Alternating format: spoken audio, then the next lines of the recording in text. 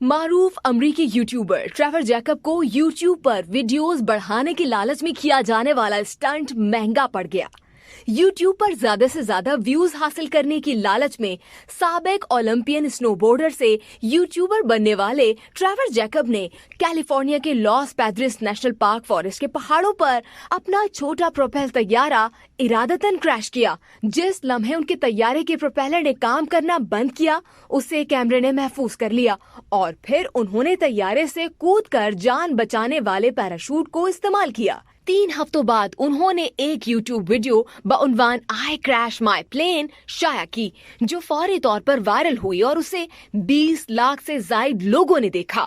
اس صورتحال پر federal aviation administration نے Trevor Jacob پر الزام عائد کیا کہ انہوں نے یوٹیوب پر زیادہ سے زیادہ ویوز کے لیے جان بوجھ کر اپنے طیارے کو کریش کیا۔ امریکہ کی وفاقی ایویشن انتظامیہ نے طیارے کو جان بوجھ کر کریش کرنے اور پھر اپنے پیراشوٹ اسکیپ کے دوران اس کی فلمنگ میں ملوث پائے جانے پر ٹریور جیکب کا طیارہ اڑانے کا لائسنس منسوخ کر دیا۔ For more interesting videos, subscribe our channel.